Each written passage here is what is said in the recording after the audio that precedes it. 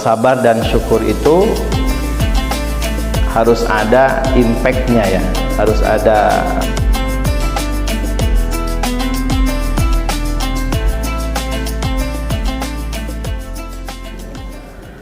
Assalamualaikum warahmatullahi wabarakatuh.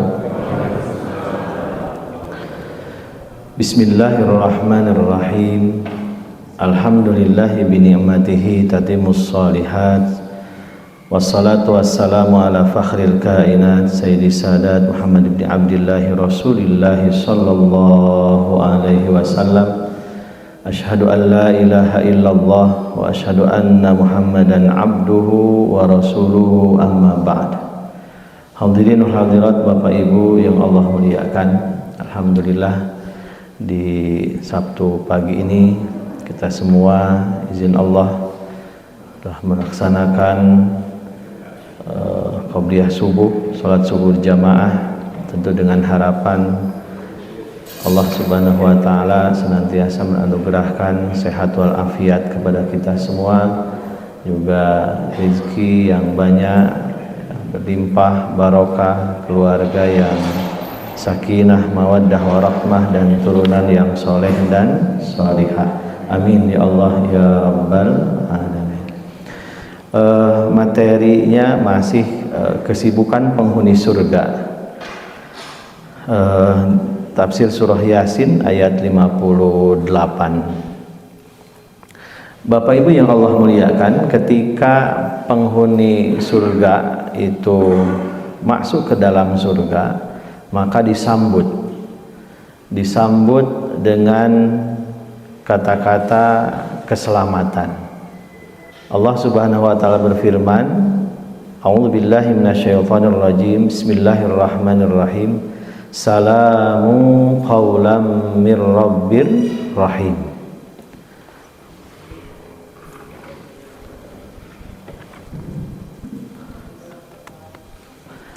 Salamun artinya adalah salam sejahtera atau keselamatan. Qaulan sebagai ucapan, mir rabbir rahim, dari Allah yang maha penyayang. Artinya bahwa pertama Allah sendiri yang langsung mengucapkan selamat. Kemudian yang kedua, di dalam ayat yang lain para malaikat juga mengucapkan salam sebagai titipan dari Allah Subhanahu wa taala. Ketika kita memperoleh ucapan salam, ya memang kalau bahasa kita itu selamat sebetulnya agak berbeda gitu ya. Salam itu kalau secara harfiah maknanya sangat banyak. Salam itu satu, keselamatan, dua, kesejahteraan, tiga, ketentraman, kesehatan juga sama, maknanya sangat banyak, penghormatan juga. Nah ini disambut, diucapkan langsung oleh Allah Subhanahu wa taala kepada penghuni surga. Ini yang dinanti-nantikan oleh ashabul jannah. Nah oleh karena itu di dalam surah Ar-Ra'd ditambahkan wal malaikatu yadkhuluna alaihim min kulli bab. Para malaikat itu akan memasuki tempat-tempat atau kamar-kamar ya, gurafah ya, di surga. Setiap pintu kemudian para malaikat juga akan mengucapkan salamun alaikum, keselamatan atasmu, bima sabartum, dengan sebab kesabaranmu ketika di dunia. Fa ni'ma uqbadar, maka surga ini, tempat yang sedang kalian tinggali ini adalah sebaik-baik kesudahan atau akibat. Nah, kalau kita lihat di sini ada bima sabartum. keselamatan atas kalian, kesejahteraan atas kalian, ketentraman atas kalian, karena kalian sudah memperoleh pahala dari Allah, sebaik-baik pahala, yaitu al-jannah.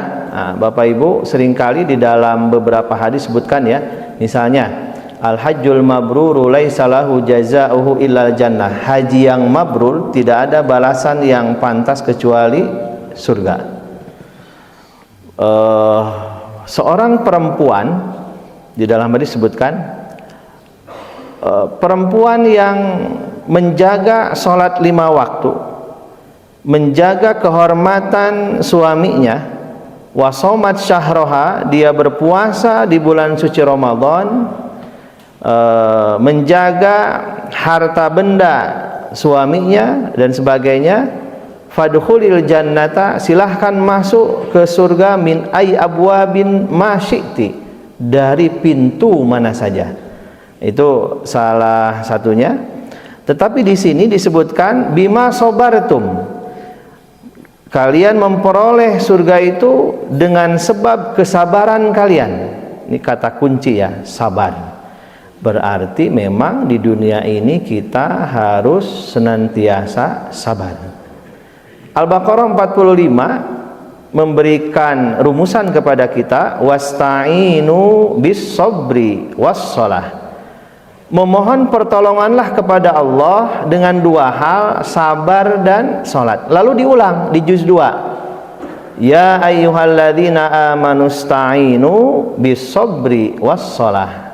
2 kali pengulangan dalam surah yang sama. Wahai orang-orang yang beriman, mohonlah kalian pertolongan kepada Allah dengan sabar dan salat. Di dalam hadis dikuatkan lagi, kata Nabi, ajibtu bi amril muslimin, aku begitu kagum dengan urusan umat Islam, idza un'ima syakara, jika diberikan nikmat senantiasa bersyukur, wa idza usiba, dan jika diberikan musibah, sabara, ia senantiasa bersabar. Artinya sabar sama syukur itu seperti mata uang. Apa bolak-balik Pak ya? Kalau nggak sabar ya syukur, kalau nggak syukur ya sabar. Selalu begitu. Ini apa ya disebutnya itu obat.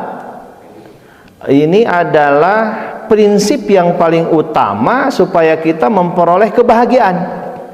Makanya ada filosof yang mengatakan, jangan ajarkan anakmu kekayaan, tapi ajarkanlah kebahagiaan. Nah, entah di balik hikmah itu pasti ada sesuatu. Kalau ayah saya memberikan pesan, katanya, bercita-citalah supaya ingin selalu memberi dan berbagi, jangan bercita-cita ingin kaya, karena tidak semua orang yang kaya mampu memberi, tapi pastilah orang yang memberi dan berbagi itu kaya hatinya. Kata Nabi, laisal gina an kathratil arad walakinnal gina ghaniyul qalbi. Bukanlah orang yang kaya itu kaya materi, tapi yang kaya itu adalah kaya hatinya. Artinya hatinya luas. Bapak Ibu yang Allah muliakan, kemarin saya menjenguk paman saya, sakitnya mungkin karena, padahal mohon maaf secara syariat ya, makan teratur, minum teratur, olahraga iya, kemudian awalnya mohon maaf dari jantung mau dipasang ring, nah, ternyata harus cuci darah, akhirnya dokter nggak mau. Apa yang saya dengar dari paman saya, aduh Sep nah emang teh bet kieu penyakit naon, ada kaget ya, kaget, kemudian takut iya dan sebagainya. Lalu saya bilang, ya Mang, pertama memang harus sabar dan itu tidak mudah. Yang kedua harus ridho, harus menerima apa yang Allah anugerahkan kepada kita. Lalu yang ketiga, kita harus positive thinking, husnudzon kepada Allah. Mungkin Mang itu dari dulu capek karena bawa mobil, kerja dan sebagainya, sekarang disuruh istirahat. Wajar sudah 70 tahun, Apalagi zaman sekarang kadang-kadang umur 20 tahun bahkan yang SD aja udah ada yang cuci darah kan ya, ada itu. Emang 70 tahun diberikan kenikmatan ya alhamdulillah, sekarang suruh istirahat, mungkin harus banyak berzikir. Iya Sep, tapi nggak bisa berjamaah, nggak bisa ke masjid. Itu ada ya penyesalan ya, tapi kan bukan keinginan kita ya kan. Jadi sekarang itu tidak ada jalan lain kecuali ya bersabar sambil ikhtiar dan selalu berbaik sangka kepada Allah Subhanahu wa taala. Sakit rocop ya ininya, yaitu apa namanya, disertai dengan ya kalimah-kalimah thayyibah, dan Allah sangat senang ketika hambanya apa namanya merintih kesakitan tetapi selalu berzikir kepada Allah Subhanahu wa taala. Rasa sakit itu kalau kemudian kita dijawab dengan rintihan kalimah-kalimah thayyibah subhanallah atau astagfirullah dan sebagainya, maka Allah itu sangat menyenangi sebetulnya. Bapak Ibu yang Allah muliakan, nah ini kata kunci kesabaran. Sabar dalam taat, sabar dalam menjauhi maksiat. Kata Syekh Abdul Qadir Al-Jailani, takwa itu tidak hanya itu, tidak hanya dua perkara, tapi harus ditambah yang ketiga, dan ini yang paling sulit apa? Waridho biqadaillahi ta'ala syarran au khairan. Dia harus ridho dengan ketentuan Allah yang baik maupun yang buruk.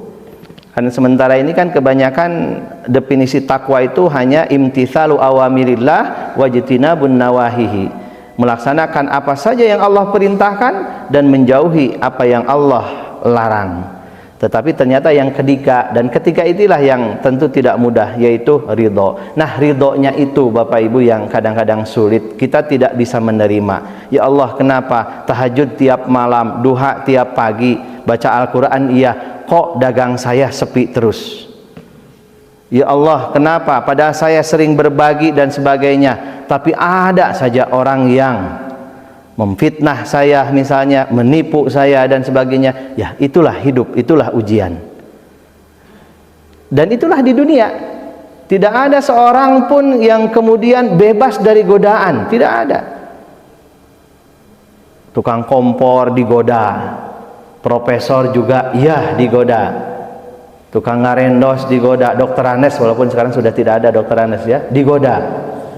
Tukang sayur digoda, insinyur digoda, ajengan digoda, ajlengan sami, ulama digoda, ulamna juga digoda, semuanya digoda Bapak Ibu, tidak ada yang tidak digoda. Semakin tinggi pengetahuan kita, semakin tinggi amal kita, semakin banyak harta kita, kedudukan kita, maka godaannya juga semakin tinggi.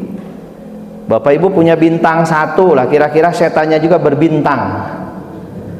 Bapak Ibu bintangnya 4, setannya juga bintangnya 4 lah, kira-kira begitu.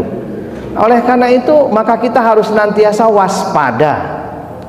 Maka Bapak Ibu, kita harus sering memohon kepada Allah supaya hati kita ini ada imunitas keimanan. Jadi kalau dalam kesehatan ada imunitas sehat, saya kaget Bapak Ibu ya, kemarin di awal September itu santri 16 apa 17 santri perempuan sakit semua dalam 5 hari Pak. Ini kan angkatan kelima ya, baru 5 tahun ini, baru kemarin saya agak kaget kok sakit bisa langsung banyak gitu. Laki-laki ada 4 atau 5. Ternyata saya tanya ke yang lain sama, apa itu virus atau apa? Ternyata ya itulah mungkin ya, karena kita tidak tahu, harus pakai masker, kemudian dipisah dan sebagainya. Kita coba dengan apa namanya makanan yang bagus juga apa namanya tetap saja kena gitu. Nah, Bapak Ibu yang Allah muliakan, sekali lagi ucapan selamat yang disampaikan oleh para malaikat bahkan oleh Allah Subhanahu wa taala ini ternyata kata kuncinya adalah bima sabaratum. Sabar. Sabar ketika kita menjalankan taat, bangun di keheningan malam itu tidak mudah, terutama yang belum biasa, berat sekali. Kenapa? Enaknya tidur, apalagi hujan besar, dingin, lampu mati gitu ya, ya kan, airnya di luar, enaknya tidur Pak, selimut itu seolah-olah melambai-lambai kan, enakan tidur. Tapi kan kita ini sedang di dunia, sedang akan memperbanyak bekal kita untuk akhirat. Maka di dalam hati kita harus ada harus ada power, bangun, kira-kira gitu ya, afirmasi, bangun.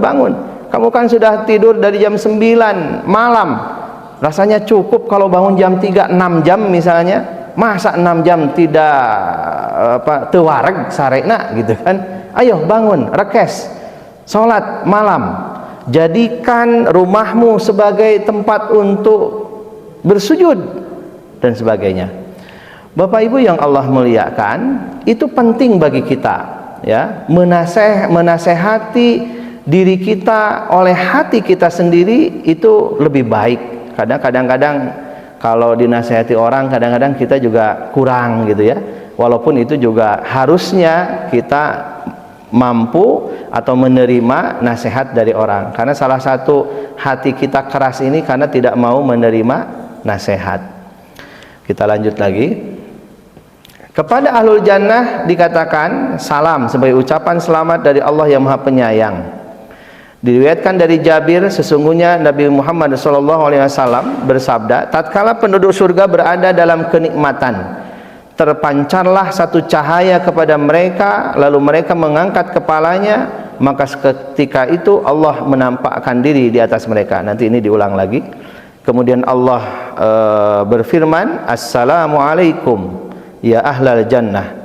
Makna itu adalah arti perkataan salamun qaulan mir rabbir rahim, atau ini tafsirnya. Lalu Allah memandang mereka dan mereka memandangnya. Ini di dalam surah Al-Qiyamah. Wujuhu yauma idzin nadhirah ila rabbiha nadhirah. Yang ini menurut Mu'tazilah ini nggak kena gitu ya. Kalau Mu'tazilah itu aliran aliran kalam di dalam madhab Islam yang lebih menggunakan akal ya, akalnya itu ya lebih dominan lah, kira-kira begitu. Jadi kata mereka nggak mungkin Allah itu bisa dilihat gitu ya, baik di dunia maupun di akhirat. Kalau ahlu sunnah wal jamaah itu Allah tidak bisa dilihat di dunia, tapi kalau di akhirat Allah bisa, karena Allah sendirilah yang menampakkan wujudnya. Wallahu a'lam. Mereka penduduk surga itu tidak menoleh kemanapun, tetap saja memandang ya cahaya tersebut saking nikmatnya. Lalu mereka lupa akan seluruh kenikmatan, sebab nikmatnya memandang kesempurnaan cahaya Allah Ta'ala yang memiliki keagungan. Sehingga kemudian Allah menyembunyikan dirinya dari mereka, namun tetaplah cahaya dan keberkahannya di dalam tempat mereka, sehingga mereka melihatnya lagi yang kedua kali, dan dikatakan malaikat menyampaikan salam kepada mereka dari Allah Subhanahu wa Ta'ala. Muqatil berkata, malaikat masuk kepada penduduk surga dari setiap pintu dan berkata, keselamatan atas kalian hai penduduk surga dari Allah yang Maha Penyayang. Bapak Ibu ingat kisah ketika Nabi Yusuf melewati ibu-ibu PKK lah, taruhlah gitu ya, karena ya kan sebelumnya menjadi viral, menjadi omongan, Zulaikha itu ya taruhlah kalau sekarang itu dibully gitu ya, kok maunya menggoda anak angkat, kira-kira gitu ya, rame lah gitu. Akhirnya Zulaikha merasa nggak enak, mungkin perasaan Zulaikha, wah kamu tidak tahu gitu kan, aku ini setiap hari melihat Yusuf, ya membesarkan Yusuf dari sejak kecil, ya mengetahui lah. Akhirnya diundanglah, dan ini diabadikan dalam surah Yusuf kan, diundanglah ibu-ibu pejabat itu, ibu-ibu PKK itu. Nah, setelah diundang kumpul semua, dikasihlah buah-buahan ya, udah buah-buahan, dikasih juga pisau. Nah, setelah itu kemudian ketika menguliti itu, mau ini buah, mengupas buah itu, disuruhlah Yusuf lewat. Cuman lewat aja. Yusuf, kamu lewat sana ya, nanti balik lagi. Udah gitu aja. Begitu lewat, Bu, itu ibu-ibu terpesona. Saking terpesona, mungkin terhipnotis gitu ya, memandang ketampanan Yusuf sehingga mereka mengatakan, ini bukan manusia, in hadza illa malakun karim, gitu Pak. Ini bukan manusia, ini malaikat. Terpesona sampai kemudian yang dikupas tidak hanya buah, tangan pun ikut dikupas sampai berdarah. Dan inilah yang menyebabkan Nabi Yusuf masuk penjara kan. Jadi setelah itu terpesona, artinya bahwa kenikmatan yang ada, nikmat mengupas buah itu ternyata terlupakan. Tidak ada apa-apanya ketika melihat Nabi Yusuf yang tampan itu. Ketampanan Nabi Yusuf mampu menghipnotis dan melupakan semua kenikmatan ketika itu. Setelah Nabi Yusuf lewat baru mereka sadar. Ternyata jari-jari mereka berdarah. Dan disitulah terjadi kasus, akhirnya dipilih Nabi Yusuf mau seperti apa. Demi menyelamatkan marwah Zulaikha dan Kitfir, akhirnya Nabi Yusuf lebih memilih di penjara. Kan yang sebetulnya yang bersalah kan Zulaikha kan, tapi beliau karena jasa-jasa keluarga Zulaikha dan Kitfir, aku lebih baik memilih di penjara. Nah, ini salah satunya gitu. Artinya Bapak Ibu, ya kadang-kadang yang di penjara itu ya tidak bersalah juga gitu kan. Ya kadang fitnah, kadang apa dan sebagainya. Bapak Ibu yang Allah muliakan, ini ilustrasi saja ya, ilustrasi, wallahu alam lah, tidak ada yang tahu. Diriwayatkan dari Ibnu Abbas, sedekat-dekatnya pintu surga, penduduk surga itu terdapat 70 penjaga. Ketika malaikat datang untuk menjenguk penduduk surga, penjaga itu berkata, pergilah kalian, kali ini bukan waktu berkunjung, karena orang-orang beriman sedang duduk bersama bidadari dan bersenang-senang bersamanya. Jadi setiap pintu itu ada penjaganya. Malaikat mau masuk ditanya dulu oleh penjaganya, siapa penjaganya? Malaikat juga. Lalu malaikat pergi, setelah itu malaikat datang lagi, masuk lagi pada orang beriman, menyampaikan pesan, salam dari Allah Subhanahu wa taala dan membawakan berbagai macam hadiah. Malaikat berkata, sesungguhnya Allah taala ridho kepada kalian. Inilah ayat radhiyallahu anhum wa radu'an. Allah ridho kepada kalian sebab kalian juga ridho kepada Allah. Kalian mau melaksanakan titah perintah Allah, kalian mau menjauhi larangan Allah, kalian bersabar di dunia, maka di surga ini silahkan ya, apa saja yang kalian mau tinggal meminta. Ini pun tafsiran dari kalimat salamun qaulam mir rabbir rahim. Sesungguhnya hanya untuk kalian. Nah di sini sehatlah dan janganlah kalian sakit selamanya. Jadi Bapak Ibu di surga moal aya flu, moal aya sakit perut Pak, karena makan yang pedas ada ya. Di surga tidaklah bagi kalian kematian, tidak ada masa muda lagi, nanti dijelaskan. Tidaklah setelah hari ini ada kesusahan, kecemasan, sakit. Ya, tadi kan cemas, takut. Rupanya kadang-kadang seseorang itu sakit bukan karena penyakit fisiknya, tapi penyakit psikisnya, pikirannya. Dia sakit karena pikirannya, terlalu takut, terlalu cemas dan sebagainya. Maka Rasulullah SAW membimbing kita dengan doa. Ada doa bagus. Allahumma inni a'udzubika minal hammi wal ghammi wal hazani wa a'udzubika minal ajzi wal kasli wal jubni wal bukhli wa ghalabati daini wa qahri rijal. Ada 9 permintaannya. Ya Allah, aku berlindung kepadamu minal hammi, dari ham, resah gelisah, gundah gulanah. Gomi itu mendung sebetulnya. Kalut Pak, orang kalau sedang bingung, saking bingung-bingungnya, mohon maaf, bisa bunuh orang, bisa bunuh diri sendiri. Bapak Ibu dengar kemarin di Banjaran lagi Pak, yang ini istrinya bunuh anak-anaknya Pak. Saya juga baru tahu beberapa hari yang lalu, dan itu jaraknya ya lumayan lah ya, 1 kecamatan itu. Ternyata suaminya banyak hutang, yang punya hutang itu suaminya nagih ke istrinya Pak. Saking bingung-bingungnya, takut dan apa, nulis surat. Ya, sempat nulis surat. Kemudian ya kalau diracun atau apa, saya kurang tahu, termasuk dirinya. Dan itu ya kalau itu mungkin di desa ya. Di desa. Dulu tahun 90-an saya masih ingat. Sama ibu-ibu juga kasusnya itu. Wallahu alam ya, ekonomi juga. Tapi pendidikannya S2. Ini yang saya nggak ngerti gitu ya. Kok S2 tapi dia bunuh anaknya, diracun, kemudian dia bunuh diri. Artinya, mohon maaf Bapak Ibu, kata Nabi, manizdada ilman, barang siapa yang ilmunya bertambah tapi hidayah dan keimanannya tidak bertambah, maka dia bisa jauh dari rahmat Allah Subhanahu wa ta'ala. Artinya bahwa ketika ilmu kita bertambah, keimanan juga harus ditambah. Kalau ilmu kita bertambah, keimanan tidak bertambah, bisa sesat sebetulnya.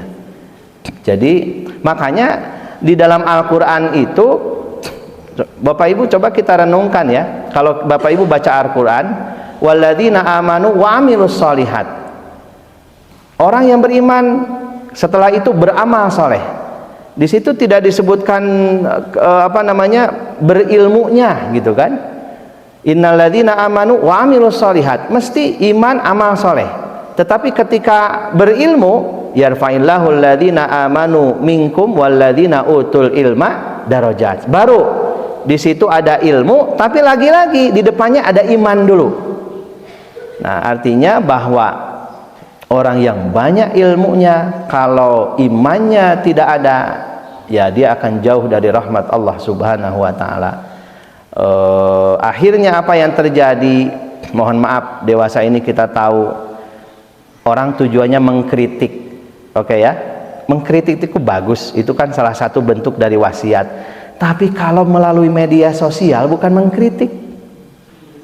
Hah? Kalau lewat media sosial namanya apa, Bu? Menyebarkan aib orang. Kalau mengkritik itu bisikin. Misalnya mohon maaf ya, Bapak Ibu, ketika Jumat misalnya ada yang pakai sarung bolong, Pak. Nah, kita bisikin, mohon maaf Pak, itu sarungnya bolong, ke telinganya. Jangan lalu kita bilang, Pak itu, gitu kan, di hadapan orang. Itu bukan mengkritik, itu mempermalukan orang lain.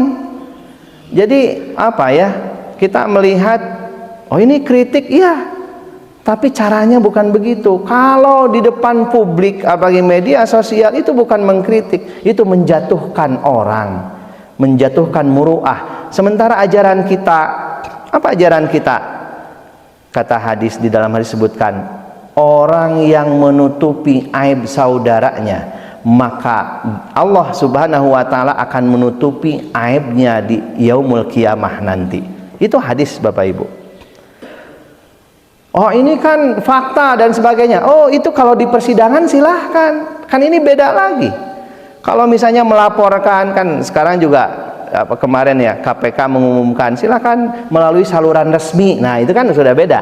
Kalau mau melaporkan sesuatu melalui jalur saluran resmi, tidak di media YouTube atau sebagainya. Nah Bapak Ibu yang Allah muliakan, mungkin ini harus menjadi catatan publik sebetulnya. Dan harus berhati-hati karena korban dari undang-undang ITE juga sudah ada gitu, walaupun tergantung.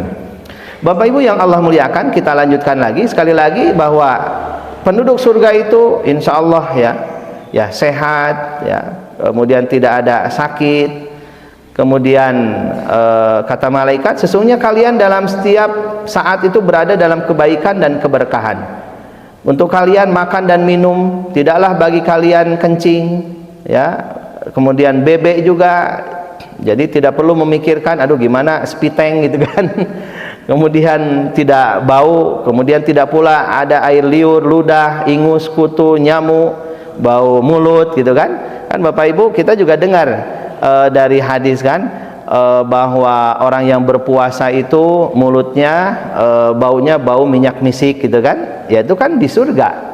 Ya kalau di dunia normal-normal aja gitu ya, biasa saja.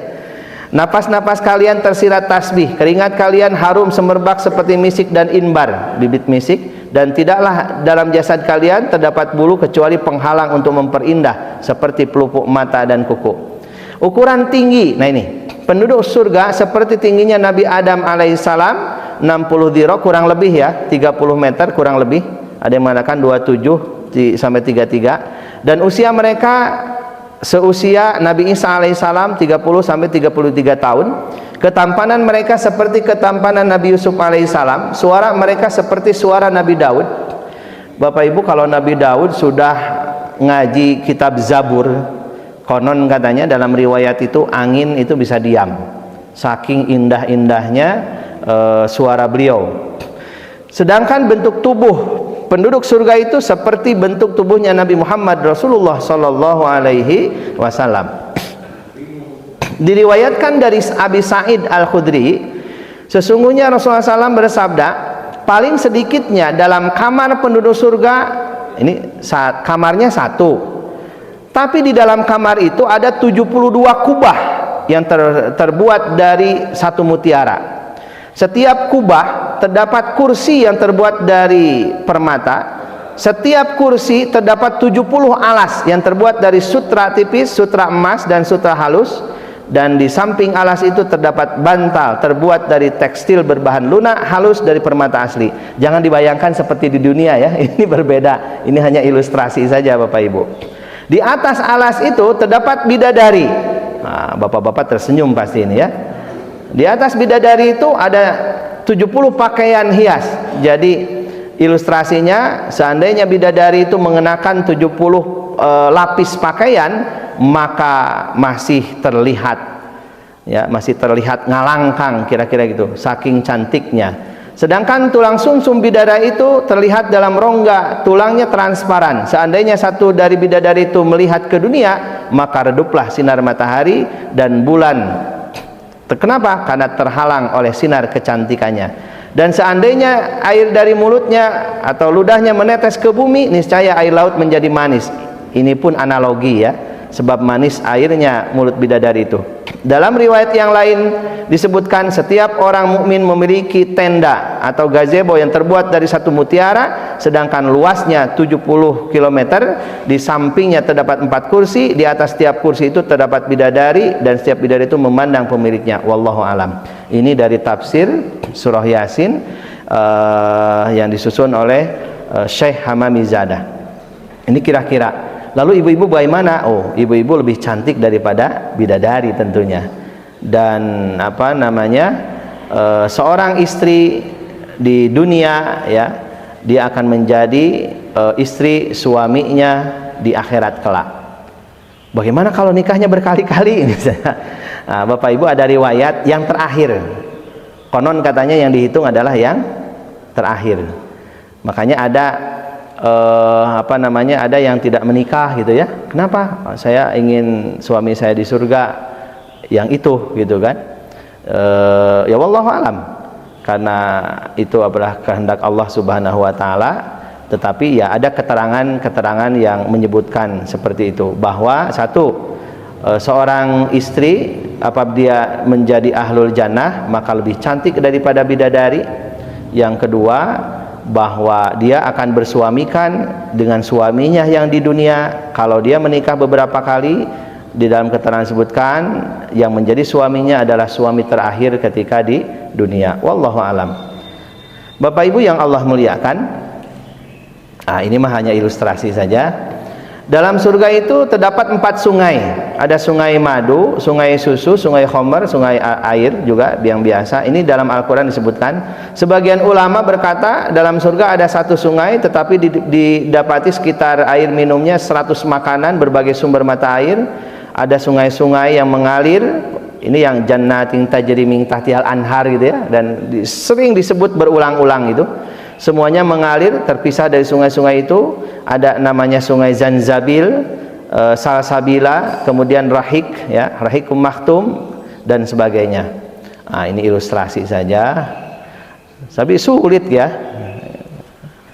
Ketika orang-orang beriman masuk ke surga, pertama mereka minum dari sungai susu. karena sesungguhnya susu adalah gizi pertama di dunia, kemudian minum dari sungai madu yaitu sebagai obat di dunia, lalu minum dari sungai air karena air adalah penyebab kehidupan. Wa ja'alna minal ma'i kulla syai'in hayy, kata Allah, dan kami jadikan segala sesuatu dari air itu bisa hidup. Nah, Bapak Ibu yang Allah muliakan, dulu saya berpikir bahwa teori air itu sejak diciptakan di dunia sampai nanti akhir itu sama. Artinya bahwa air dulu yang diminum umatnya Nabi Adam dengan kita itu juga. Tapi ternyata pemikiran saya keliru. Berikutnya ternyata Allah Subhanahu wa taala, Bapak Ibu begini, ketika kita kemarau sulit air, tapi kan air laut mah aya we banyak. Air laut ada saja kan? Nah, cuman karena jarak jauh dan teknologi, kemudian kita kesulitan untuk menyuling air laut menjadi air tawar. Lalu kita minta hujan kepada Allah. Apa? Salat apa Ibu namanya? Istisqa. Dan salat istisqa kan unik ya. Memperbanyak istighfar, puasa. Ketika kita salat di lapang, ya, terbuka. Bahkan yang dibawa tidak hanya manusia, ada hewan juga dibawa Pak. Kalau Bapak Ibu punya domba, punya ayam, itu dibawa itu. Ya, tapi bukan ikut sholat, ya, disimpan di luar saja. Kenapa? Karena yang butuh air tidak hanya manusia, hewan juga butuh air. Ya, sholatnya juga berbeda dengan sholat yang biasa, gitu kan? Khotibnya juga sama, memperbanyak istighfar. Nah, lalu turun hujan. Kira-kira hujan itu dari mana, gitu? Apakah teori hidrologi atau teori apa Pak? Dia dalam fisika atau biologi ya? Saya kurang paham lah. Kan katanya air menguap itu ya. Ya, namanya apa Pak? Enggak, yang itu air menguap terus ke awan gitu ya, terus gitu kan, kemudian diturunkan lagi. Nah, itu kan yang kita belajar dulu gitu kan. Nah, ini ternyata bukan itu. Allah membukakan langit. Jadi air hujan itu, ada air hujan yang bukan berasal dari bumi. Berasal dari mana? Dari langit. Nah, itu ya. Jadi apa namanya? Allah membukakan pintu langitnya, lalu dikirimlah air dari langit untuk masuk ke bumi. Wallahu alam. Tapi kira-kira ada ayat yang mengatakan seperti itu. Oh, saya kemudian baru sadar juga, oh iya betul. Kenapa? Karena hujannya di zaman Nabi Nuh alaihissalam itu tidak hanya air yang berasal dari bumi, tapi termasuk air yang berasal dari langit. Kenapa begitu? Ya karena segala sesuatu asalnya juga dari air. Kita pernah mengkaji kan, wa kana Allahu, Allah itu ada. Jangan dipikirkan seperti apa. Tidak boleh kita memikirkan zat Allah, sifat Allah, bikin kabotake moal kapikiran Bapak Ibu, karena lemahnya kita, ya kan. Tapi Allah memerintahkan kepada kita supaya memikirkan makhluknya, ciptaannya kita pikirkan. Walam yakun syai'un qablahu, tidak ada sesuatu ya sebelum Allah. Kan kadang-kadang berpikirnya sebelum Allah ayah naon, ya nggak ada apa-apa, Allah ada saja, ya kan, ada saja. Dan itu pertanyaan bisa keliru sebetulnya. Wa kana arsyuhu alal ma', nah ini, dan aras Allah itu ada di atas air. Nah, memang air semua gitu. Nah, Bapak Ibu yang Allah muliakan, ini berbagai macam sungai. Jadi tadi ada sungai susu, madu, air, termasuk khamar. Kenapa khamar? Karena khamar itu penyebab sukacita dan kebahagiaan. Karena sesungguhnya surga adalah tempat sukacita, kebahagiaan dan abadi. Setelah itu hati orang-orang beriman tidak ada lagi rasa cemas, kesedihan dan sebagainya. Ingat Bapak Ibu, ini kata kuncinya ya, mala ainun ro'at. Jadi di surga itu belum pernah mata kita memandang, wala udhunun sami'at, belum pernah telinga ini mendengar, wala khatarun ala qalbil bashar, terdetik terpikir oleh hati saja tidak. Lalu kenapa ini namanya sama? Ini untuk memudahkan saja kita memahami, ya kan? Tetapi hakikatnya seperti apa? Wallahu a'lam. Ini telaga Al-Kautsar. Nanti kata Nabi, nah ini ya, Al-Kautsar itu sungai yang dijanjikan oleh Rabbku Azza wa Jalla. Sungai tersebut memiliki kebaikan yang banyak kan? Inna a'tainakal kautsar. Ia adalah telaga yang nantinya akan didatangi oleh umatku pada hari kiamat. Setelah minum ini, maka Bapak Ibu, kan penduduk surga itu nggak ada hatinya, itu nggak ada rasa benci, nggak ada hasud, nggak ada iri ya. Kalau di dunia kan masih ada lah gitu ya, nggak ada ingin di atas, pokoknya hatinya itu bersih saja. Ini setelah minum dari telaga Al-Kautsar.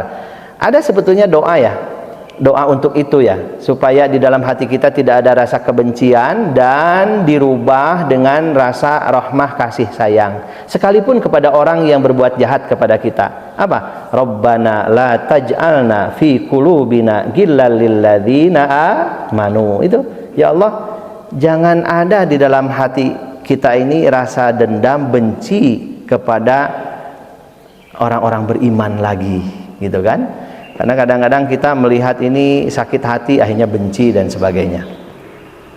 Sa'id bin Musayyab berkata, Abu Hurairah berkata, "Hai Sa'id, aku memohon kepada Allah Ta'ala agar dia mengumpulkan aku dan kamu di pasar surga." Nah, ini unik lagi. Lalu aku berkata, "Hai Abu Hurairah, apakah di surga ada pasar?" Abu Hurairah berkata, "Iya, karena penduduk surga berbahagia pada setiap hari Jumat di pasar yang bagus lagi indah. Dan seketika terhembus angin dari bawah arsy menyebarkan harumnya misik dan imbar. Kemudian mereka dihujani pakaian hias lalu memakainya dan mengendarai buruk, kendaraan Rasulullah SAW dan para nabi. Kemudian mereka kembali dari pasar ke rumah masing-masing dan istri mereka berkata, ketampananmu semakin hari semakin bertambah baik. Lalu suaminya berkata pula, demi Allah, kecantikanmu juga semakin hari semakin baik." Jadi Bapak Ibu, loh, kalau di surga ada pasar, lalu apakah memasak dan sebagainya? Wallahu alam. Yang jelas tadi Bapak Ibu, bagaimanapun kita makan yang banyak mual ayah bebe, bagaimanapun kita minum yang banyak mual kencing, kan gitu. Bapak Ibu kalau naik pesawat, apalagi pemula, itu pasti nahan-nahan itu, nggak mau makan, nggak mau minum, Pak. Takut itu takut ke toilet, karena menggunakan toiletnya nggak tahu ya, apalagi yang sepuh. Kadang-kadang berdiri saja nggak mau, Pak. 9,5 jam di pesawat nggak mau berdiri, nggak mau jalan-jalan, akhirnya sakit, tegang, stres kan. Nah, salah satunya itu karena takut ke toilet. Padahal kalau tahu ya diajarkan biasa-biasa saja gitu kan, karena ada fasilitasnya. Nah, di surga itu ya nggak ada hal-hal yang seperti itu.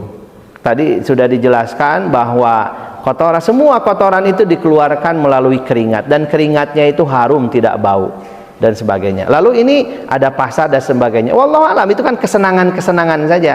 Sebagaimana halnya di dunia orang-orang senang apa ya. Nah, kalau bapak-bapak kan ada pameran elektronik, datang gitu ya, hanya lihat-lihat saja. Ibu-ibu ada toko baju, lihat, padahal mau hente gitu kan. Cuman lihat saja sudah jadi obat itu ya. Ya, nggak usah bawa uang ya.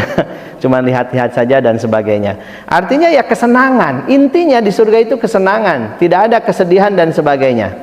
Nah, Bapak Ibu yang Allah muliakan, sedikit lagi. Dalam riwayat yang lain, ketika hari Jumat malaikat datang kepada penduduk surga dengan buruk yang bersayap. Ketika mukmin naik di atasnya lalu terbang, dalam perjalanannya mereka menjumpai gunung. Jadi ada gunung dari gula ya, dan dari gunung itu mengalir sungai-sungai dan sumber mata air. Lalu tumbuhlah pepohonan yang bermacam-macam dan berwarna-warni. Pada rantingnya bermacam-macam burung yang berkicau dengan bahasanya sendiri. Lalu mereka turun dari buruk, singgah di tempat itu dan minum dari sumber mata air tersebut. Tak disangka burung-burung datang mengantarkan, ini ada sate gitu ya, di hadapan penduduk surga dengan seizin Allah Ta'ala. Lalu mereka memakannya. Ya wallahu alam lah, ini kan hanya sebagai ilustrasi ya. Mereka menaiki buruk, pindah dari satu tempat ke tempat yang lain. Lalu mereka juga melihat ada gunung yang terbuat dari misik, ada sungai anggur, sungai jahe mengalir di bawah gunung itu, Zanzabil ya. Lalu mereka melihat istana, kubah dan kursi di tempat itu yang terbuat dari permata merah, yakut. Di atasnya ada para nabi syuhada sedang duduk bercakap-cakap. Setelah para nabi dan syuhada melihat orang-orang beriman, mereka menjunjung makanan dan minuman dan menyegarkan mereka dengan gelas dari permata. Setelah itu berhembuslah angin dari bawah gunung kepada orang-orang beriman, nampak cahaya saling berganti ya. Kemudian dalam lubang sungai itu dapat gelas yang dipenuhi dengan minuman suci, syaraban tahura, tetapi tak diketahui siapa yang memberikan gelas ke tangan orang beriman. Kemudian tangan seruan, hai orang-orang yang bertakwa, di dunia kalian diharamkan mencicipi lezatnya kenikmatan benda itu, maka berbukalah sekarang dari minuman suci itu dan makanlah sekarang semua kelezatan dan kenikmatan surga. Lalu orang-orang beriman berkata, wahai Tuhan kami, Engkau pernah berjanji kepada kami di dunia untuk memandang wajahmu dan tidaklah Engkau ingkar dalam janjimu. Itu yang wujuhu yauma idzin nadhirah itu. Pada saat mereka mengatakan ini, tiba-tiba datanglah sesuatu serupa awan yang nampak dari lubangnya cahaya-cahaya, kemudian diangkatlah hijab sekat, lalu jelaslah kesempurnaan wujud Allah seperti bulan pada malam purnama. Setelah orang-orang beriman melihat wujud Allah Ta'ala, maka tiada cara dan jalan selain mereka merendahkan diri bersujud. Kemudian teriakan mereka, suara mereka sampai terdengar ke aras, lalu mereka bersedih, kemudian mereka meminum air suci, maka seketika itu kembalilah pikiran mereka kepada kepala mereka, mereka tenggelam dalam anugerah dan kenikmatan. Nah, ini Bapak Ibu yang wujuhu yauma idzin nadhirah, wajah-wajah penduduk surga pada hari itu berseri-seri gembira. Kenapa gembira? Ila rabbiha nadhirah, karena mereka melihat Allah Subhanahu wa taala. Surah Al-Qiyamah. Ahlus Sunnah wal Jamaah berpendapat ini adalah dalil bahwa kita diizinkan di surga nanti melihat Allah Subhanahu wa taala, karena Allah lah yang menampakkannya. Sementara di dunia lang taroni, tidak akan pernah bisa melihat. Nah, oleh karena itu Bapak Ibu, mari kita semuanya fastabiqul khairat, berlomba-lomba dalam kebaikan, memperbanyak bekal kita, dan sebaik-baik bekal adalah takwa kepada Allah Subhanahu wa taala, termasuk juga menjaga lisan kita. Salamatul insan fi hifdzil lisan, selamatnya manusia karena menjaga lidahnya. Kemudian kata Nabi, kafa bil mar'i itsman, cukuplah seseorang itu berdosa ayu haditsa bikulli ma sami'a, dia menceritakan apa saja yang ia dengar tanpa difilter. Kalau sekarang mungkin dia men-share apa saja tanpa memfilter, gitu kan. Hati-hati sharean kita jangan sampai menyakiti orang atau ada korban dan sebagainya. Itulah yang bisa saya sampaikan. Kalau ada yang mau bertanya silahkan Bapak, mangga. Namanya Pak?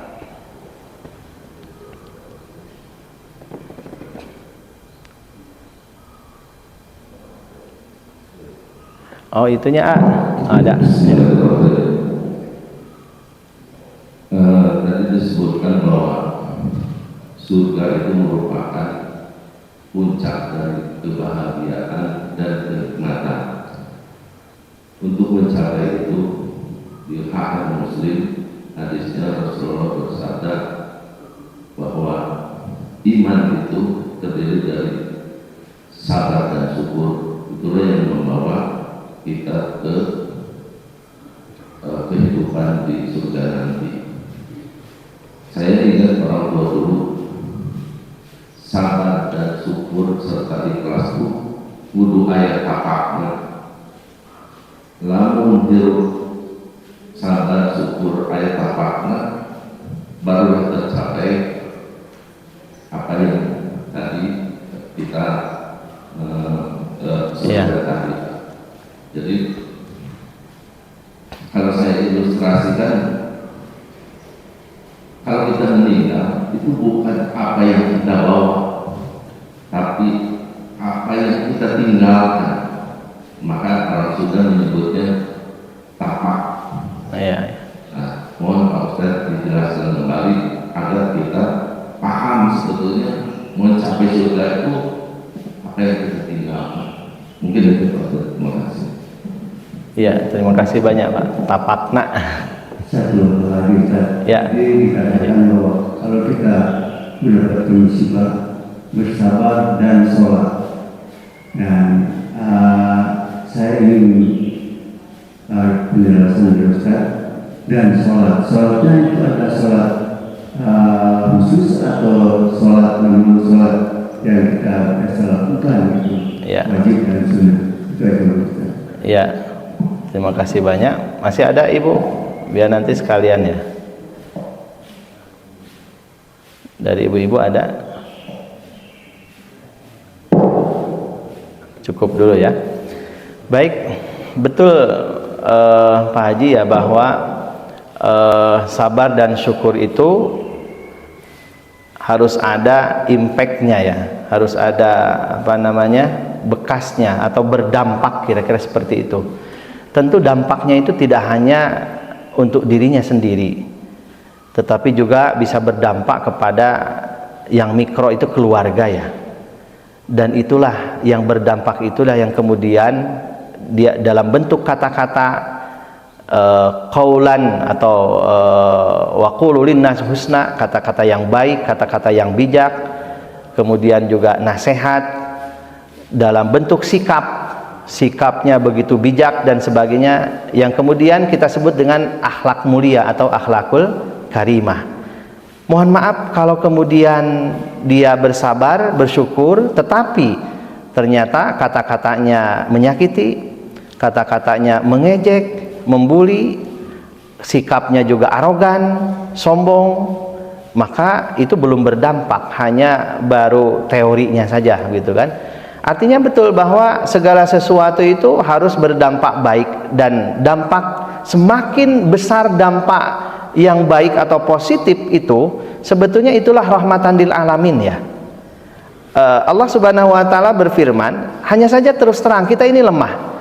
Fabima rahmatin minallahi lintalahum walau kunta faddan ghalidhal qalbi lang faddu min haulik, surah Ali Imran.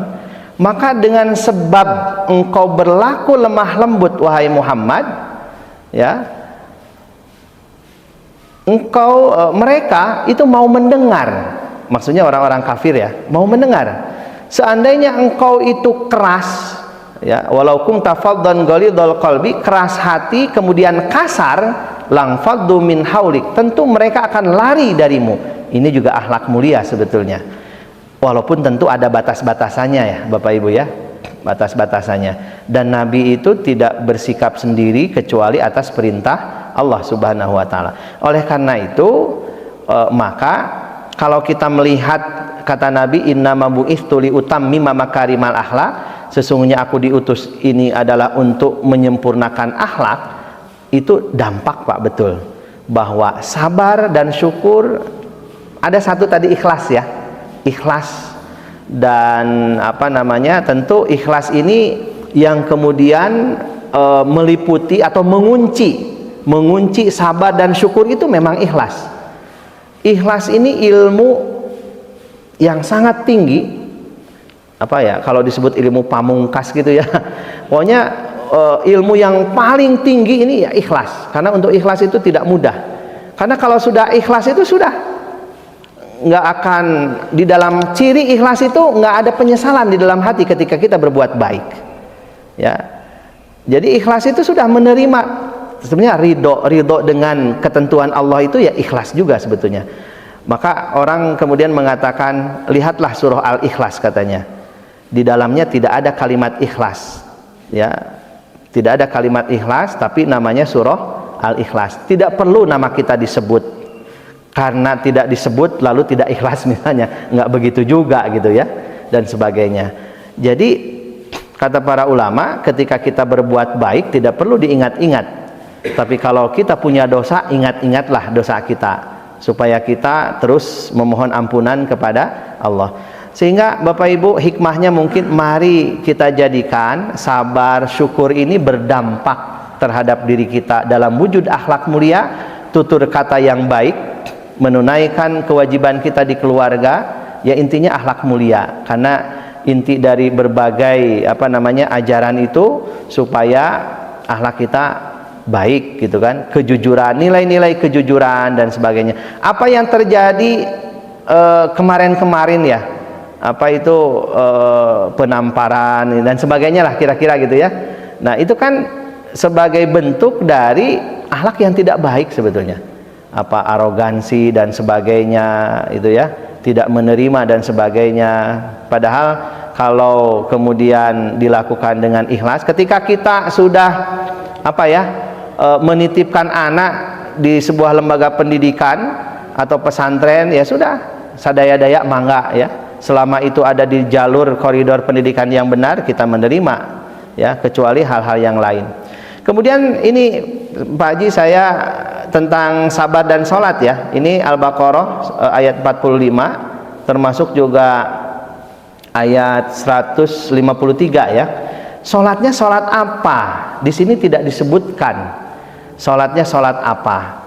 Kalau ayat 45 ini memang berkaitan dengan kisah Bani Israel. Tetapi ayat 153 ini umum dan ini berkaitan dengan ayat, kalau kita melihat ayat sebelumnya ya, fadhkuruni adzkurkum.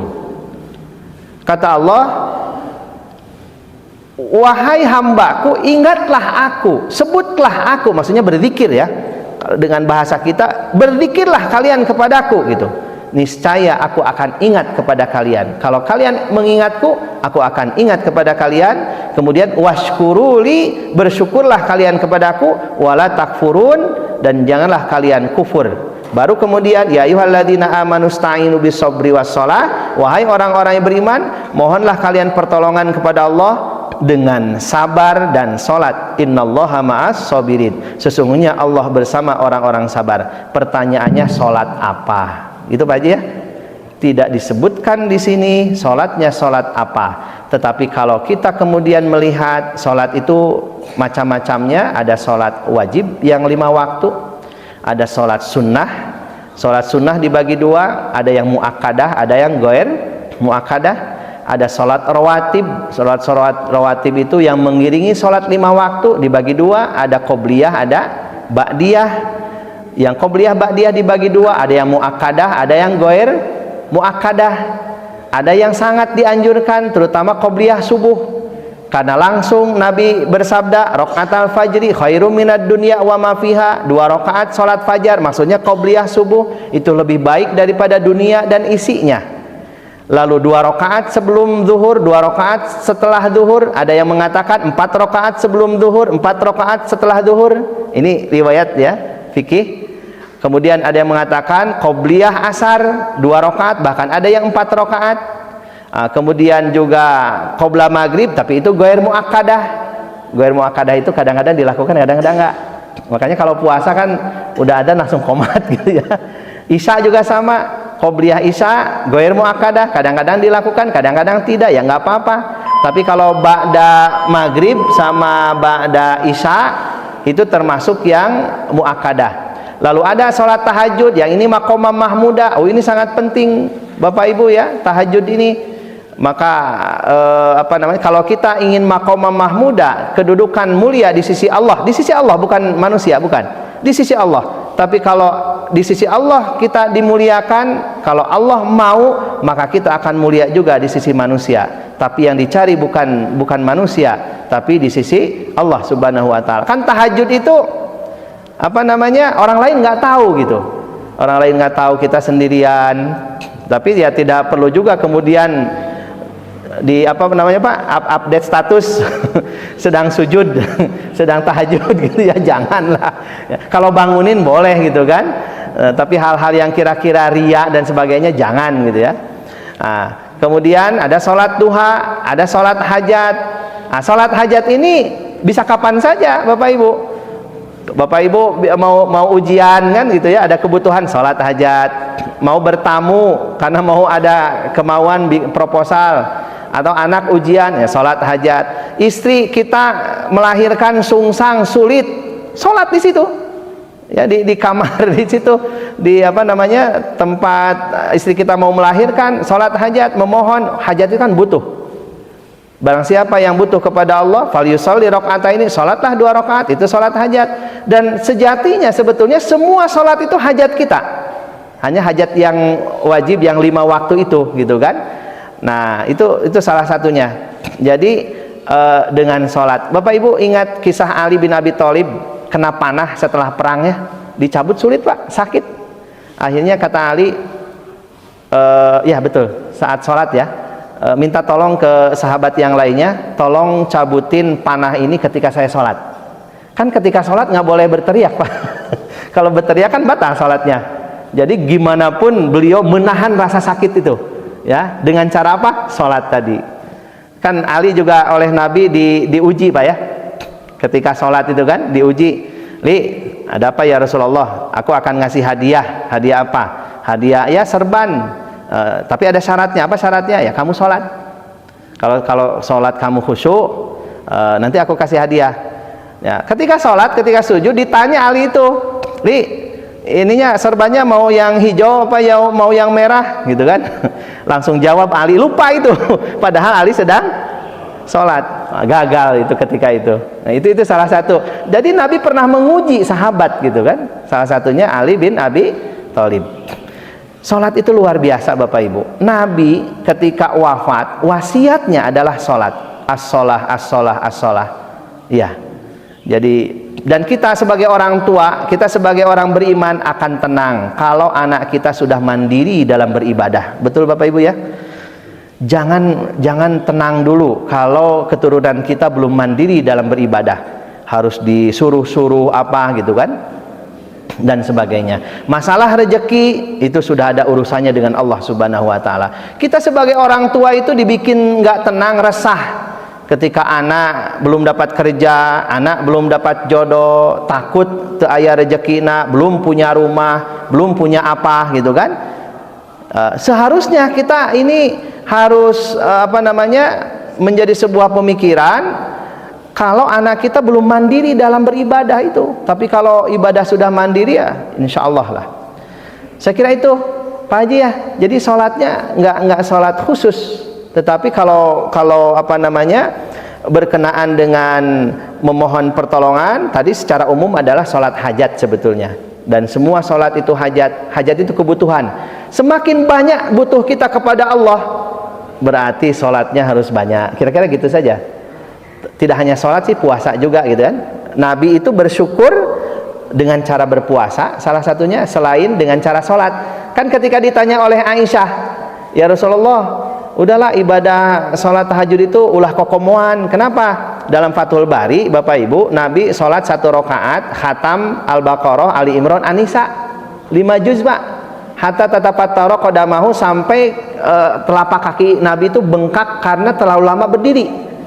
Ya, ketika ditanya oleh Aisyah, Nabi menjawab, jawabannya begini, afala tuhibbina an akuna abdan syakura. Aisyah, apa kau enggak mau punya suami yang pandai bersyukur kepada Allah? Jadi salah satu cara kita bersyukur adalah sholat. Cara syukur yang lain berpuasa. Cara syukur yang lain berbagi, infak, sedekah dan sebagainya. Itu Pak Haji mungkin ya. Ada Ibu? Cukup ya? Pas. Demikian, mudah-mudahan sekali lagi Bapak Ibu, Allah senantiasa melindungi kita, memberikan rahmat kepada kita semua. Amin ya Allah ya Rabbal alamin. Benar hakikatnya dari Allah, salah dari kehidupan saya. Billahi taufik wal hidayah wal inayah. Wassalamualaikum warahmatullahi wabarakatuh. Bismillah.